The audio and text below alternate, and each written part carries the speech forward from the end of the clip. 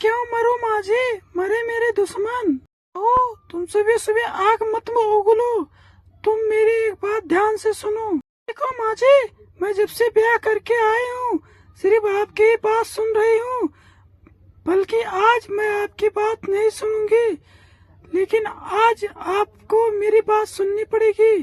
ठीक है बहू, तुम क्या कहना चाहती हो, फटाफट भौंको। अरे माँ जी, मैं आपको कुतिया लग रही हूँ क्या जो मैं भौंक रही हूँ? बहू कुतिया नहीं हो तो क्या हो, जब देखो भाव भाव करती रहती हो। देखो माँ जी, आप जबान संभाल के बात करो वरना मैं आपका मुंह तोड़ दूंगी।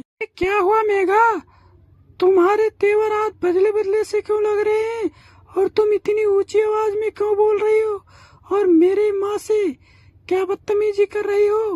तो जी आपकी माँ बिल्कुल सठिया गई है, जब देखो अनाप शनाप बकते रहती हैं, कुछ भी बोलती रहती हैं, इसलिए मैं भी कम नहीं पड़ूंगी, मेरे मन में जो आएगा मैं वो बोलूंगी। अरे बेटा अच्छी तरह समझा रहे इस बेलगाम बहू को, नहीं तो कल तक लोग कहेंगे कि बूढ़ी सास ने बहू का खून कर डाला।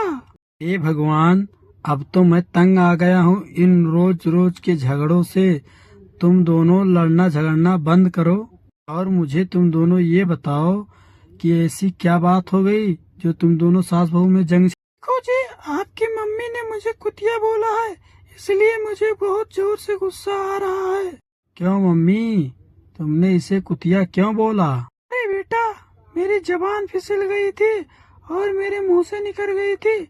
अब मैं अयोध्या जा रही हूँ, अब मुझे 10,000 रुपया दो। अरे मेघा, देखो तो मम्मी कैसी खड़ी लाचार तुमसे माफी मांग रही है। अब गुस्सा थूक दो और उन्हें माफ कर दो।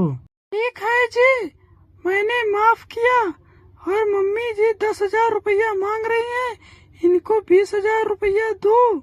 और मैं भगवान से प्रार्थना करती हूँ कि इनके ऊपर एक बड़ा सा ट्रक ऊपर से निकल जाए और इनका राम नाम वहीं सत्य हो जाए।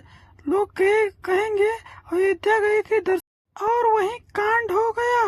बहू, तू मेरे प्रति कितना घटिया सोच रखती है, मैं तेरा अभी मुंह नोच लूंगी कुतिया। अरे माँ जी, मैं भी आपकी चोटी पकड़कर घुमाकर इतनी जोर से फेंकूंगी कि सीधा बंगाल की खाड़ी में जाके गिरोगी।